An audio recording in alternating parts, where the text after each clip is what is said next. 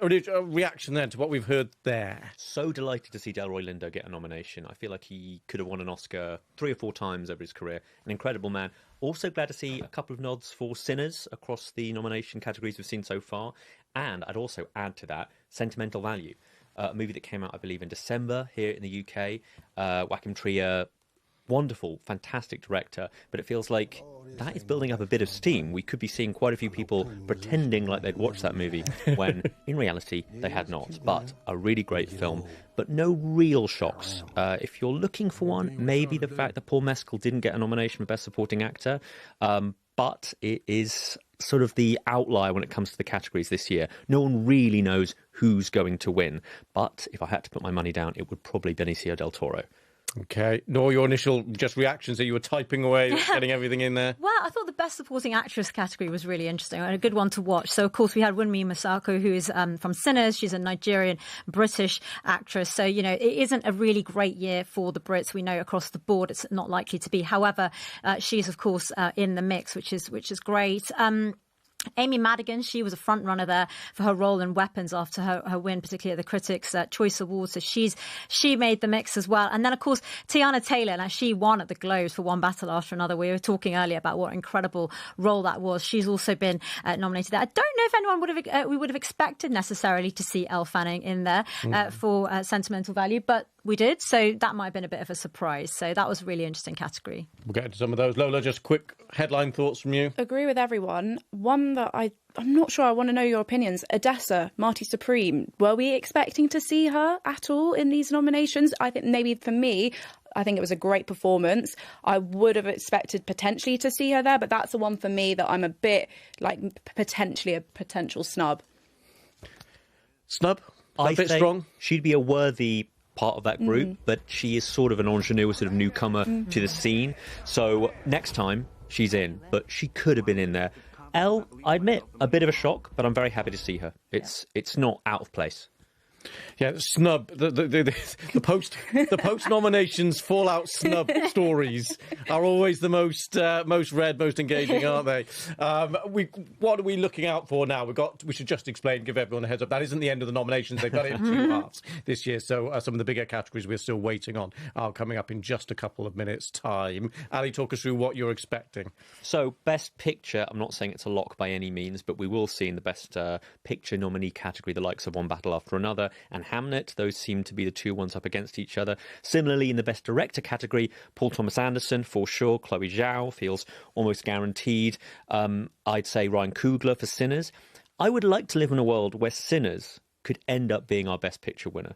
It probably won't. I think One Battle After Another is the one. But the way voting works these days, and there is a far bigger voting block, over 10,000 people I think can vote, and across the globe, bigger people from all across the globe, it could be people's second and third pick, and it could build up just enough. You never know. Okay, Ali, thank you very much for that. Let's get back to the nominations. For the first new Oscar category in 25 years. Achievement in casting. Hamnet. Marty Supreme. One Battle After Another. The Secret Agent. And Sinners. Next, the nominees for Achievement in Costume Design. Avatar, Fire and Ash. Frankenstein. Hamnet. Marty Supreme. And Sinners. Here are the nominees for Achievement in Music Original Song. Dear Me from Diane Warren, Relentless. Golden from K-Pop Demon Hunter. I Lied to You from Sinners. Sweet Dreams of Joy from Viva Verdi. And Train Dreams from Train Dreams. And now the nominees for Best Documentary Feature Film. The Alabama Solution. Come See Me in the Good Light. Cutting Through Rocks. Mr. Nobody Against Putin. and The Perfect Neighbor. Coming up right now, the nominees for Best Documentary Short Film. They are All the Empty Rooms, Armed Only with a Camera, The Life and Death of Brent Renault, Children No More Were and Are Gone, The Devil is Busy, and Perfectly a Strangeness. For Best International Feature Film, the nominees are The Secret Agent, Brazil. It Was Just an Accident, France. Sentimental Value, Norway. Sirat, Spain. And The Voice of Hind Rajab, Tunisia. For Best Animated Feature Film, here are the nominees. Arco,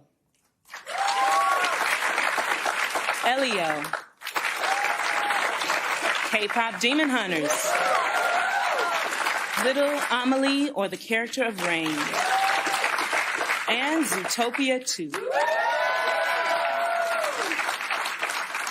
Here are the nominees for Achievement in Production Design. Frankenstein, Hamnet, Marty Supreme, One Battle After Another, and Sinners. Next, the nominees for Achievement in Film Editing. F1, Marty Supreme, One Battle After Another, Sentimental Value, and Sinners.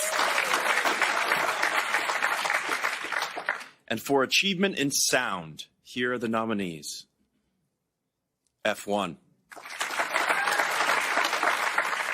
Frankenstein, One Battle After Another, Sinners,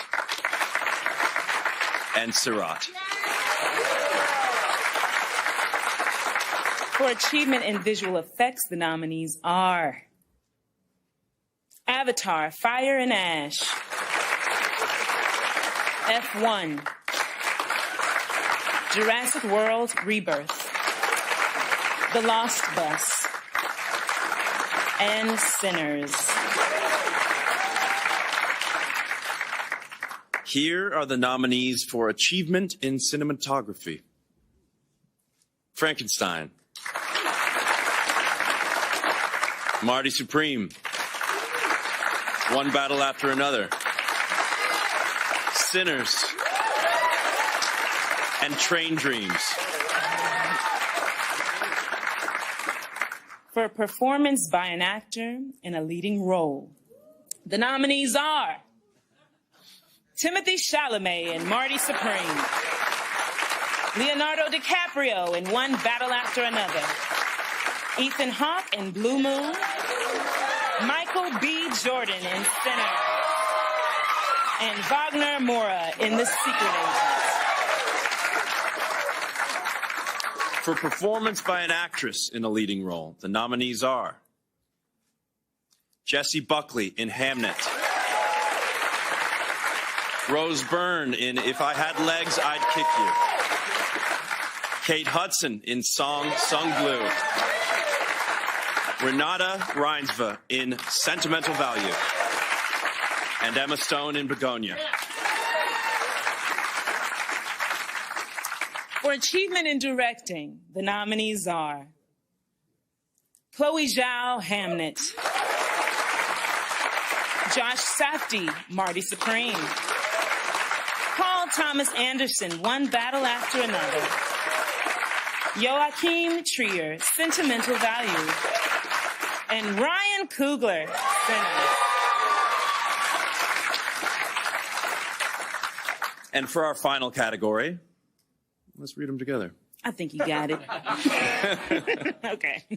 Please. The 10 films nominated for Best Picture are Begonia, Ed Guiney and Andrew Lowe, Yorgos Lanthimos, Emma Stone, and Lars Knudsen. producers. F1, Chad Oman, Brad Pitt, Dee Gardner, Jeremy Kleiner, Joseph Kosinski, and Jerry Bruckheimer, producers. Frankenstein, Guillermo del Toro, J. Miles Dale, and Scott Stuber, producers. Hamnet, Liza Marshall, Pippa Harris, Nicholas Gonda, Steven Spielberg, and Sam Mendes, producers. Marty Supreme, Eli Bush, Ronald Braunstein, Josh Safdie, Anthony Koutagis, and Timothy Chalamet, producers. One Battle After Another, Adam Somner, Sarah Murphy, and Paul Thomas Anderson, producers. The Secret Agent, Emily Leclos, producer. Sentimental Value, Maria Eckerhoft and Andrea Bertinson Otmar, producers. Sinners, Zinzi Kugler, Sev Ohanian, and Ryan Kugler, producers. And Train Dreams, Marissa McMahon, Teddy Schwarzman, Janowitz, Ashley Schlafer, and Michael Heimler, producers. Congratulations to all of this year's nominees. This is so great. I truly enjoy being here with you. And for us to have the honor of announcing this year's Oscar nominees to movie fans around the globe. Make sure to watch the Oscars live from the Dolby Theater at Ovation Hollywood, hosted by Conan O'Brien on Sunday, March 15th, 7 p.m. Eastern and 4 p.m. Pacific, live on ABC and Hulu. Have a wonderful morning. And so that wraps up the nominations, and the headline there, undoubtedly, a new record for number of nominations, 16 by our count here for Sinners, breaking the previous record. So that, no doubt, is the headline. We'll get plenty more reaction to the various nominations, but first we want to get some reaction from someone with actual skin in the game here. I'm delighted to say we can bring in Laurie Borg, executive producer of Hamnet. Laurie, I saw you smiling and nodding every time Hamnet got a mention there, and I don't blame you. How are you feeling? Truthfully, delighted. I think when we made this little film, I honestly never thought we'd get what we've got today. So it's rather been a marvellous 5 minutes. Is it one of those things where everyone says, you know, you make it for the craft and the love, and obviously that's true, but there must always be that little tingle when the nominations are coming up, especially when people have loved this film, and you want it therefore to be recognised in moments like this as well? You're absolutely right. I think truthfully, once the juggernaut started, and it's been very gradual, when it won the Golden Globe, I think everybody went, wow, that's extraordinary. And you're absolutely right. I mean, right now, I'm slightly emotional. I'm feeling very delighted for Chloe, delighted for Liza and Pippa, for the producers who, were extraordinary to work with. And I think actually Fiona Crombie winning, I hope she wins, but nomination for production design. And then Jessie, I mean, wonderful lady, brilliant actress, deserves it. Jessie Buckley, I mean, the performance has really blown so many people away. Yeah, absolutely. And it's funny, again, when we were making the film, it was done, I mean, Chloe is so exact and so wonderful at just getting exactly what she needs. And you've got to give her the time. And she had it, and she had the time with Paul. And by the way, I think Paul, is extraordinary. His acting in Hamlet. And it's a shame they get nominated. But ultimately, I think when we look at the big picture, it's fantastic. Absolutely brilliant. Delighted. A good day for nominations. I'm not going to spoil the good mood at all, but looking forward to the actual winners. Are you hoping that you'll be in with a chance and you'll still actually be there on the day? I think truthfully, after listening to all those applauses for Sinners, I'm a little bit like, I think anyone's guess. But it's sort of just to be there, to be in the mix is fantastic. Absolutely brilliant. Delighted. Laurie Borg, thank you so much for coming on straight away. Slightly unfair of us to get you to do the immediate reaction, but you were absolutely brilliant. We really appreciate it. Thank you so much. So we've got a real sense there, Nora, of what it means to the people involved. Let's go back to the general nominations, though, because we're still kind of sorting through it all. What do we need to know?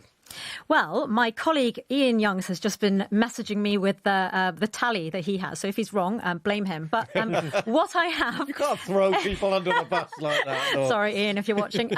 No, but so as we were saying there, Sinners obviously breaking this record, 16 nominations. It's really incredible when you think 14 nominations is what any other single film has gotten. So that's previously been achieved by All About Eve, Titanic and La La Land. They each got 14 nods. Now Sinners has come and swept that away with 16. And I think it's particularly incredible when you think that horror films tend to not do very well in awards. And so, well, that is definitely the perceptions, sci-fi and horror. So for a vampire horror film to get so many is really quite something. Of course, they've added a new category this year, so that helps, but that really is interesting. Whether it translates to wins, like we were saying earlier, that remains to be seen whether they can cut through on the actual day. But that's Sinners. Then after that, we've got One Battle After Another with 13.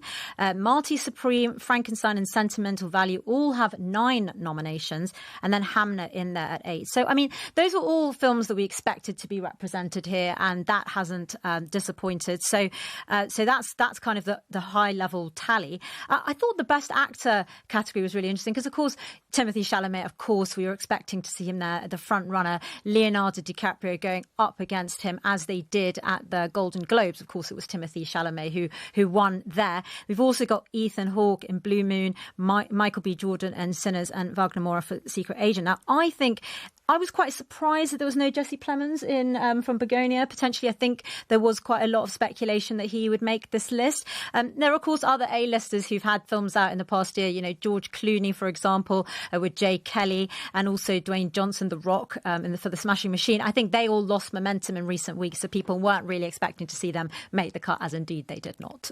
No, thank you very much for that. We're going to get some live reaction from the States now. Sandro Minetti is standing by for us, as always. Great to see you. So, what do you make of that? How are you feeling after that?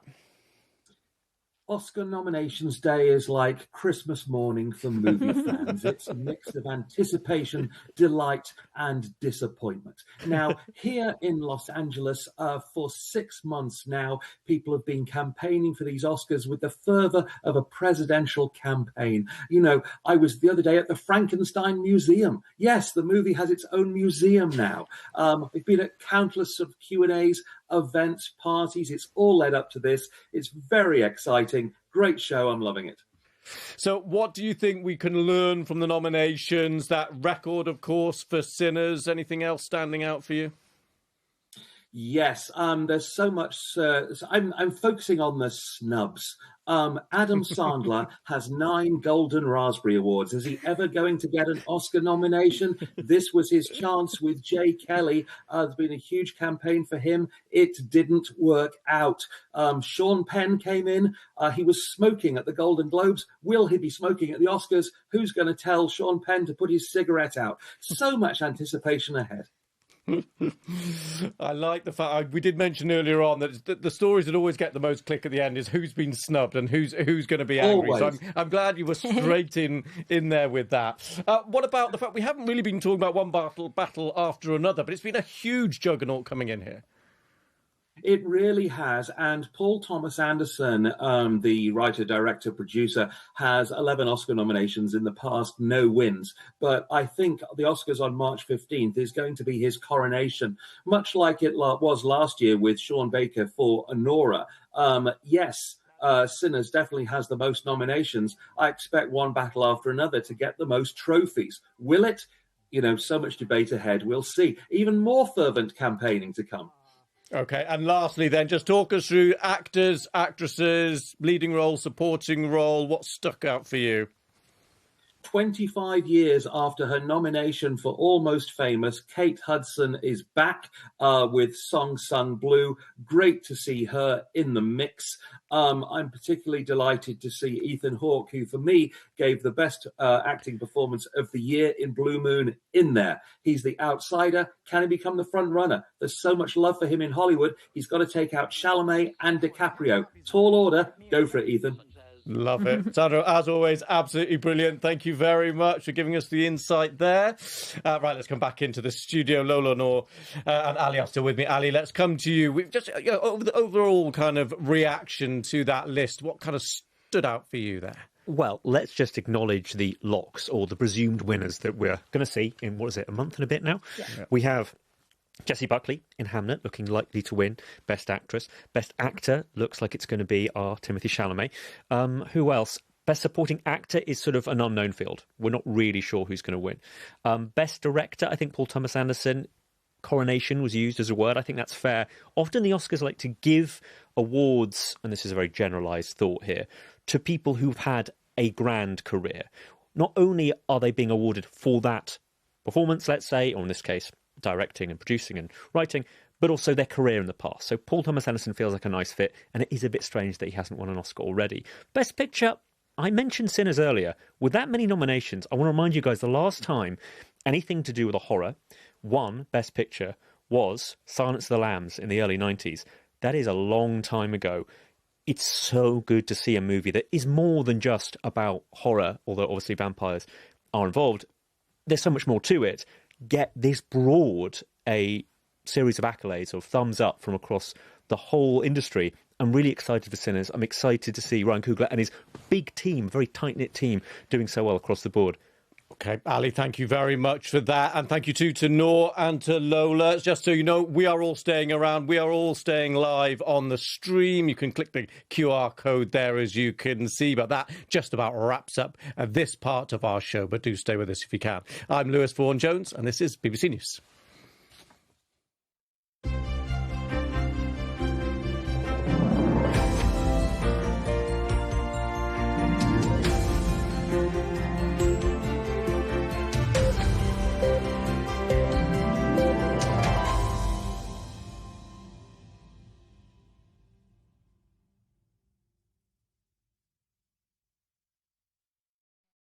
Thank you very much for staying with us. We're going to get plenty more reaction now to the nominations now that we finally have them. We're also going to be speaking to someone who's been working on the project for Sinners, a brilliant interview, so we will bring you that shortly.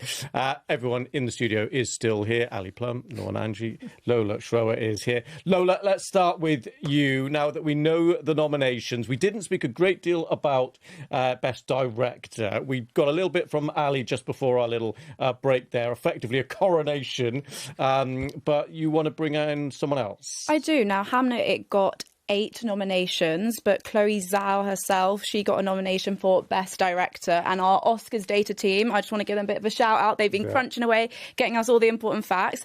They've told me that for the 7th consecutive year, at least one film nominated for Best Picture has been directed by a woman. I mean, whether that's a good or bad thing, one film, you know, we perhaps need more representation in that category. But can we just pause on that for a moment? Because, of course, a couple of years ago, it was a huge story. What has been the progress, what has been the difference, and what does this year reflect or change, if anything? I feel like Ali might know a little bit more about that detail. I want to say that there are certain movies that lend themselves to Oscar nominations, and whilst I've seen obviously a little bit more in terms of diversity, in terms of people actually being behind the megaphone directing movies, you still have to tick the boxes of what makes an Oscar-friendly movie. Now, Hamnet, I think, is almost, and I don't mean any shade against the film in of itself, it was doing its own thing, but it feels like it's designed to get Oscar nominations. It's about real-life people, it is about trauma, it's about families, and it has an incredible group of people in the cast that all fit together nicely. I think Chloe Zhao is also an Oscar favourite. She won in 2020, 2021 for Nomadland, and she's part of the Oscar fold. So I think she's always going to be, because she's a great person at what she does, an easy nomination. But I'm sad to say it doesn't feel like it's going to be her year, although I'm very glad to see her name. Oh, do you want to? I did interrupt you there. Any other thoughts from the data team or from Nor? There are some more thoughts from the data team.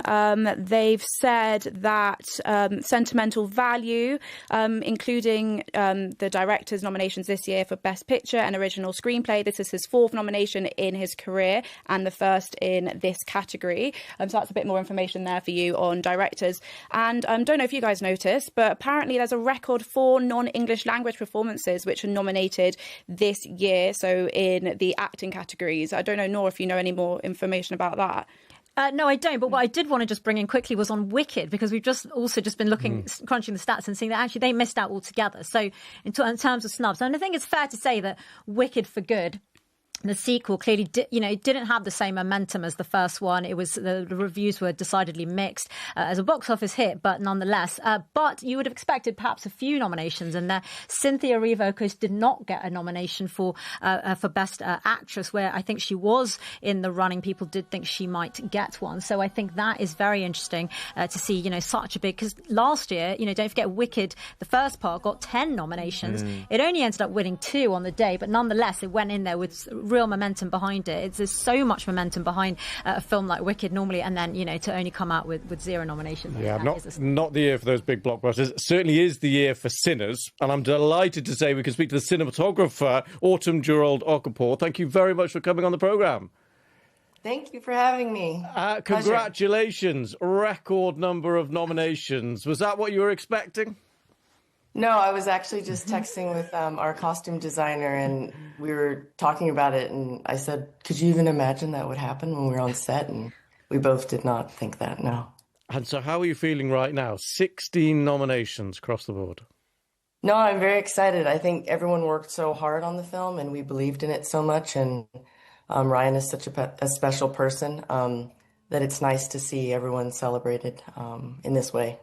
And give us a flavour of what it was like to create this world that you created.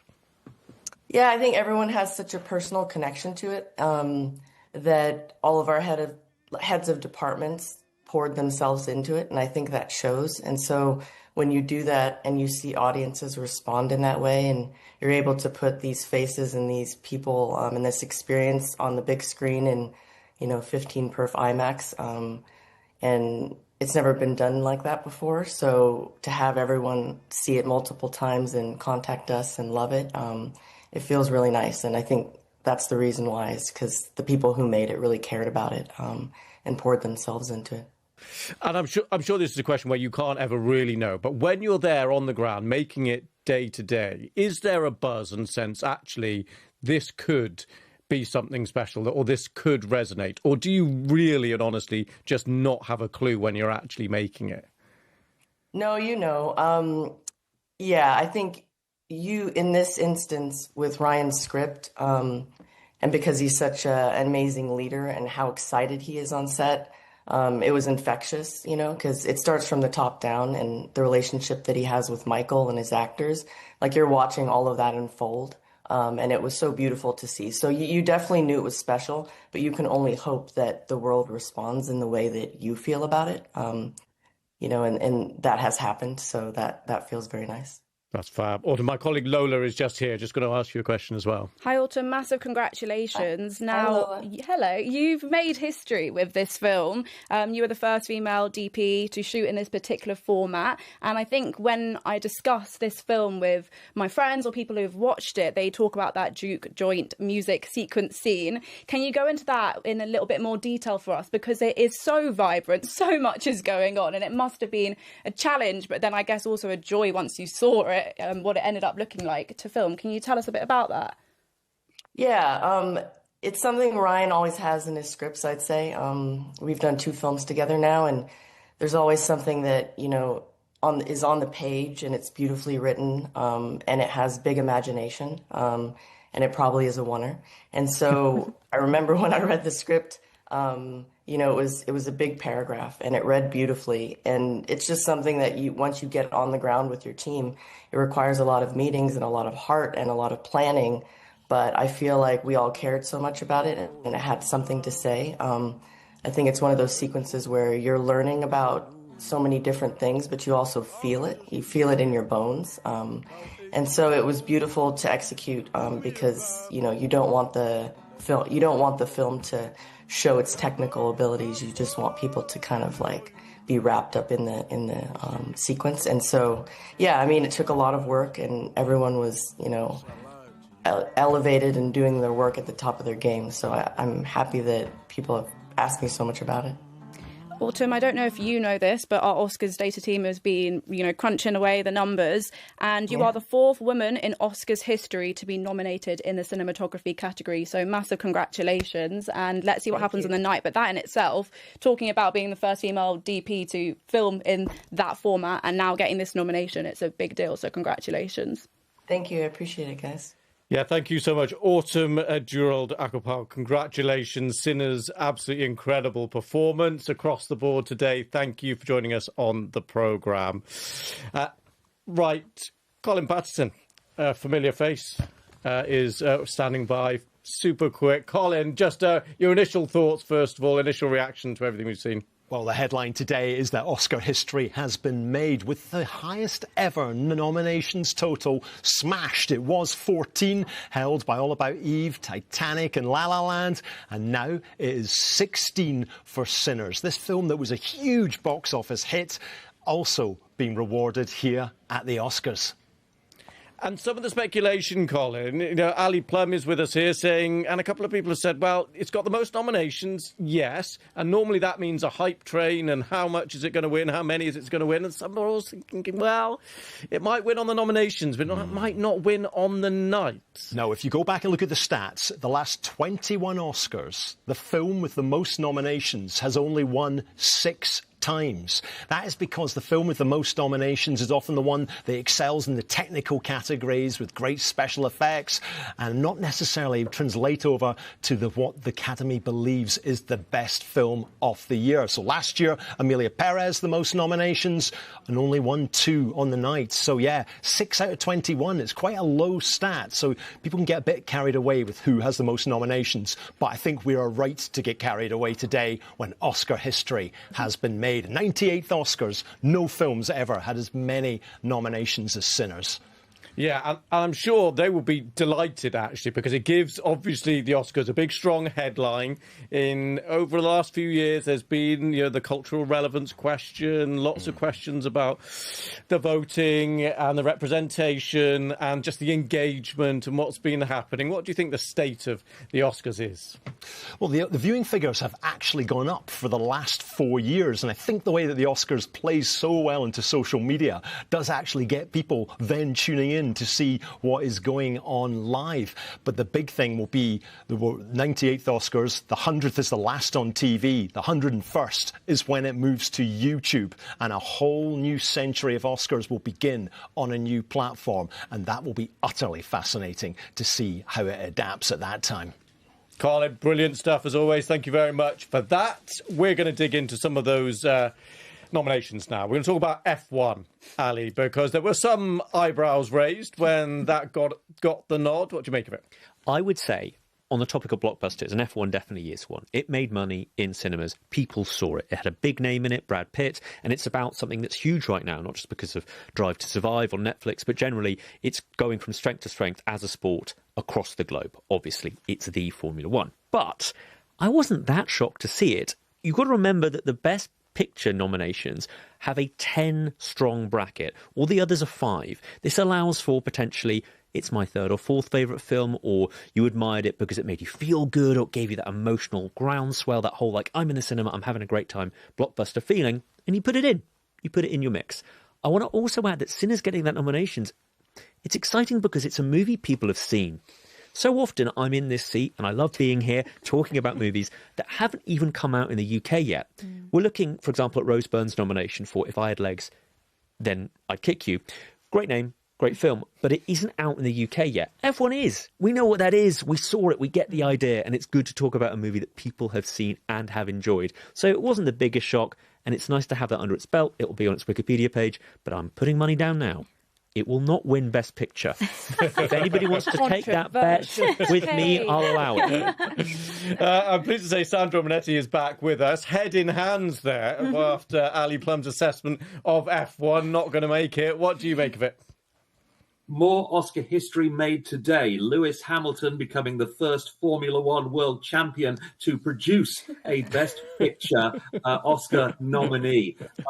He was very hands-on, able to tell from the sound of this movie in the editing room what gear the cars were in. Very helpful to Jerry Bruckheimer and to Brad Pitt and to all the other makers of F1. I'm so pleased to see it in the list because there's been such a disconnect between Oscar voters and the movies that people actually go to see. But F1 was a delightful surprise. Pretty much everybody who saw it loved it. And it's great that it's roared in to the Best Picture race. And to me, it's even better than Sinners and One Battle After Another. It's got my vote. I love it. Love it. I love a bit of difference of opinion. Ali's lips are pursed. Can I say something else about most watched movies? Yes. The movie that's been seen by most people across this planet over the past 12 months has no rival. Has anyone thought what the answer is? K-pop Demon Hunters. K-pop And now we need to Demon talk about Hunters is gigantic. I cannot tell you how much of a phenomenon it is. It makes the Super Mario Bros. Movie from a couple of years ago seem like a tiny trifle. That film, if it wins, will make news and will be relevant to a young audience and really matter. So whilst I'm proud of all the work put into Zootopia 2, Zootropolis here in the UK, and all the other animated nominations, it is K-pop's year. And if it wins for Best Original Song for Golden, can you imagine? I love that song. I mean, It's so catchy. anyone with kids, you can't help. I have that song almost permanently in my brain, not because I love it. That's kind of what happens in my head every like time I hear watching it. the film in Sandro front of us. dancing. I know. Well, it also Golden got a Brit nomination yesterday as well, right? So, I mean, this True award season. There is a lot of momentum behind K-pop Demon Hunters. And just backing up that point, Ali, One Battle After Another barely broke even. Well, you say that. It was an expensive film to make and was using quite a lot of complicated, shall we say, I'm not going to get into the details, technical equipment, and it has big name stars in it, and it took a long time to shoot. It had a high budget. Yes, it broke even, but still, it did decently. Like a lot of people did see it, not as many as Sinners. No. Absolutely not. And similarly, other movies that have been seen relatively well. I mean, what else? Wicked, we discussed. That was a massive movie. No nominations. I think enough people have seen One Battle After Another, and I think the star power of Leonardo DiCaprio will mean that it doesn't feel like, oh, hang on, what's that again? What's that one? But could we talk a little bit about Chase Infinity? Yes. Who is one of the highlights of that film. She is a young, stellar talent that's going to go from strength to strength. See her in many movies in the future. She's going to be there. Look forward to knowing her name and saying, is it really Infinity? And I'm saying that as somebody called Ali Plum, but people need to double check how you spell the surname Infinity. I was sad not to see her nominated, but I think unless you're, let's say, Jennifer Lawrence for Winter's Bone back in the day, often your very first star-making performance isn't the one that gets you the Oscar nomination. So I think she's got an EE Rising Star nomination here in the UK, and we'll see how the BAFTAs go, but I'm hoping for the best for her in the future. Sandro, just want to bring you in before we let you go on this idea of the big blockbusters not there. Wicked, Avatar. This hasn't been a big year for those big blockbusters translating into nominations. No, but I'll tell you who it has been a big year for, and that's Warner Brothers. The biggest story here in Hollywood is not the Oscar nominations. It is the multi-billion-dollar battle to control that studio. It's the studio behind One Battle After Another and Sinners. Warner Brothers shows that it is at the center of not just the box office, but the awards as well. That's why Netflix and Paramount Skydance want to take it over. Will there be a Netflix symbol on the water tower at Warner Brothers? As the dust settles over these Oscar nominations, it will show. It's a great day for many people. It's a fantastic day for Warner Brothers. And I think the price has gone up. It's a great day for their shareholders. Sandro, great day for us to be speaking to you. It always is. And thank you for the bonus dancing. We always appreciate that. Yeah, there we go. That's all. That's what we want to golden. see. It's a golden day. Sandro. Yeah, they had to cut that off screen. Now do soda pop. Do soda pop. Right, Tom Brooke, Talking Movies presenter, is with us again. Tom, no dancing necessary from you. But let's talk about Sinners, shall we? Broken a record. Well, you know, I'm a big Oscar nerd, like all the people we've been hearing from, but I think there's something very interesting about Sinners, and that is how well it's performed at the box office in the US and how relatively poorly it's performed in the rest of the world. It's taken in $370 million. $280 million has come from US box office, but only $88 million in the rest of the world. Now, that raises some interesting questions. Historically, there has been some resistance, we're told, to African-American stories outside of North America. But I think there's another thing going on, that the distribution mechanism and the marketing mechanism has failed Sinners in this respect. They haven't been clever enough and nimble enough to market to overseas audiences. But having said that, the other thing I think is there's a big lesson to be learned today. Sinners was an original film. People didn't want to go for it in a way. Warner Brothers, which may be swallowed up by Netflix, did go for it. And as a result, they have got a wondrous result in terms of artistry and Oscar nominations. So will we learn from this? I think the thing that we need right now in cinema and in the rest of the world is adventurousness, authenticity and originality. And talking of that, talk us through the performance or those of the European films kind of fighting back here. Well, yes, it's very interesting. Sentimental Value, which is a small Norwegian family drama, has got 9 nominations. It's an incredible achievement. I'm totally biased about this film. I think it's a really powerful, insightful film from Joachim Trier, the Danish-born director of this film. And I think what it does, it engages audiences in a very subtle way and makes us think about world events and the differences that we have between one another. It's a story about estrangement and people coming together. So cinema, I see with Sentimental Value playing a valuable role. And what has happened, Hollywood in the last few years has lost the ability somehow to tell stories for grown-ups. I mean, yes, we have Minecraft movie and Wicked. I mean, Wicked is actually, you know, for grown-ups as well. But engaging, well-shot, beautifully crafted stories that really make us think about what we're doing as human beings, Hollywood is not making them anymore. I mean, you can verify this. It's a fact. It's not just opinion. European cinema sees a window of opportunity right now, and Sentimental Value is filling that and doing it, you know, admirably. So I think there are so many interesting things to come out of this Oscar nominations announcement today. Interesting. And Tom, Ali Plum, my colleague, is with us here. Just wants to have a quick chat. Can we talk a little bit about The Secret Agent, which did well at the Golden Globes, of course? What were your thoughts on the movie? Again, it's not in the English language. How do you feel about seeing films that have subtitles and just happen to not be in English?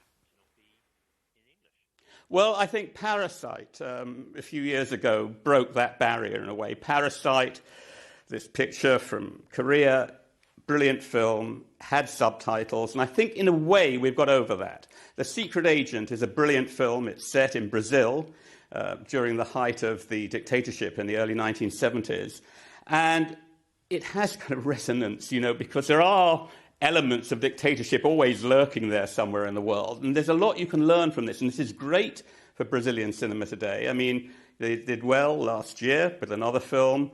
And it's not just Brazilian cinema. And we've got an incredible film called Surat, which is a French-Spanish co-production. It's an extraordinary tale. Actually, I felt I was inebriated or high when I was watching it because of the way it's shot. It's about a father and a son looking for a family member in the Moroccan desert, and they come across a rave. And you wonder, what on earth is going on here? But it really is an excellent film.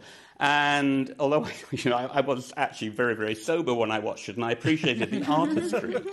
And I think it's great that, you know, what's happening with the Academy, with all these non-US members voting, they're spotting films that are very interesting. And I think, interestingly, creatively, within the Hollywood system in studio now, in the US right now, with Hollywood, there's a dearth of creativity. Not in the independent sector, not with One Battle After Another, not with Sinners.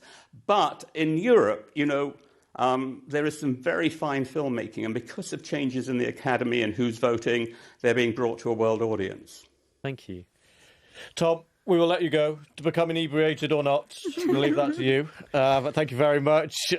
Great to get Tom's. He has been doing it for decade after decade. He knows what he's talking about. Talk about legends. I mean, to even just be talking to him on this, I'm very grateful. Well, as I say, away from legends, people who are kind of first-time nominees, I think it's quite interesting to look at that because, you know, we talked about Chase Infinity. Obviously, she didn't make the cut. She's only 25 years old, though. She's got a long future, hopefully, ahead of her. But she has gone down for a BAFTA, I think, Rising Star nomination. So it's not all lost. But there was also nominations for Jacob Elordi. He's 28, so he's he's kind of everywhere at the moment, isn't he? So hot right now.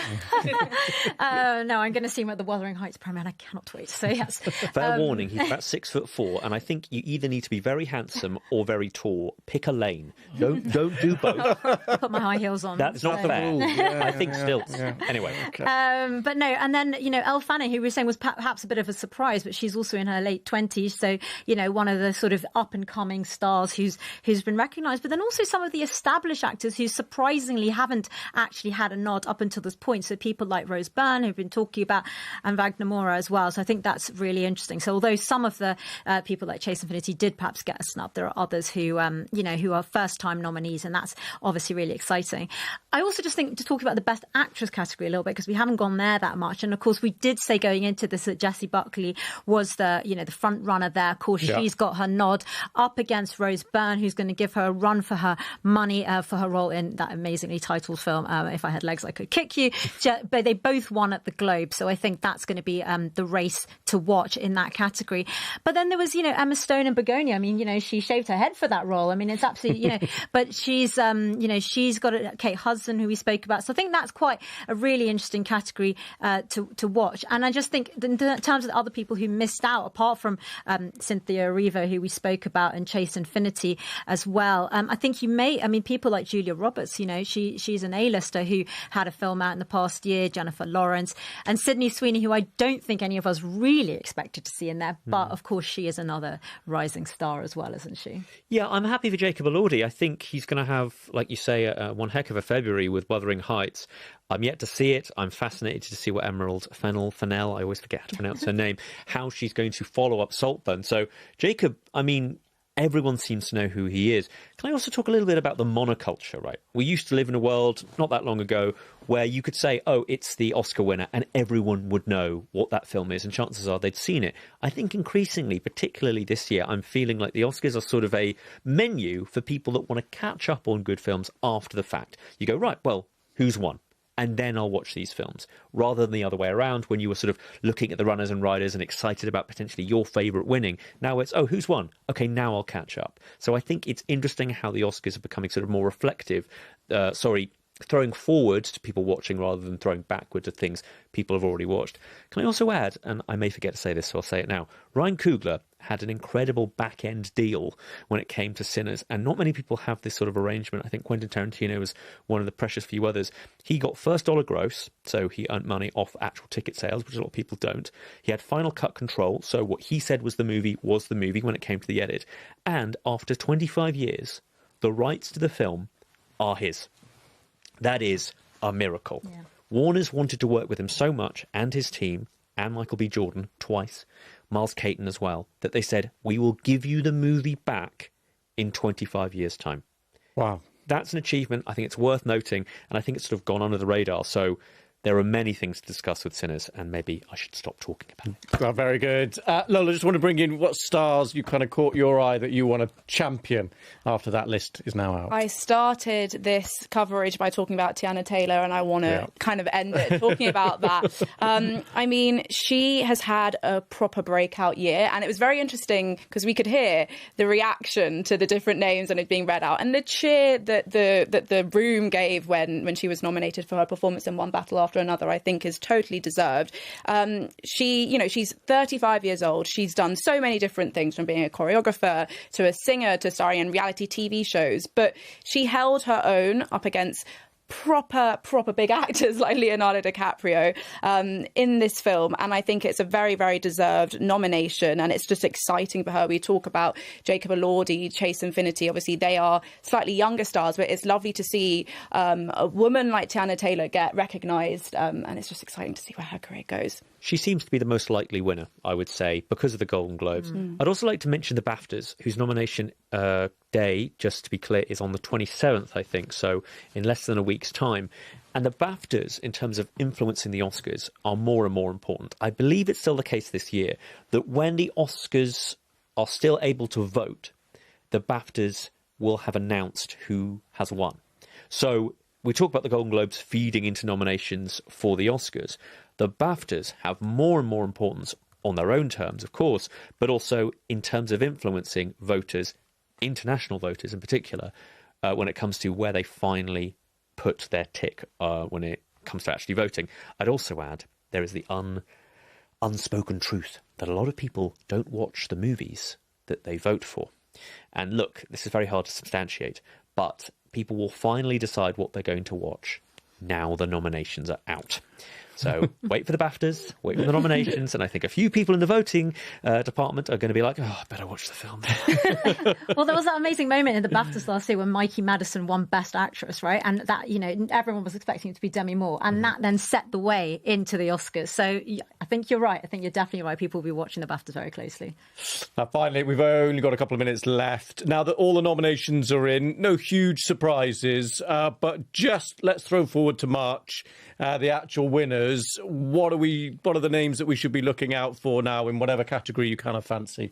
I mean, I think with Best Actor, we've been talking about this from the start, but it's going to be Timothée Chalamet versus Leonardo DiCaprio versus Wagner Moura. I mean, I think those are the three in the mix. And between them, you know, the momentum is with Timothée Chalamet. Obviously, he won at the Golden Globes, but the other two stand a really good chance as well. And so I think, you know, Timothée Chalamet obviously lost out last year, but that'll be a really heated race to watch. Isn't it interesting how Timothée Chalamet has not been on anyone's lips because it's sort of presumed he'll win? 10 years ago was Call Me By Your Name, give or take.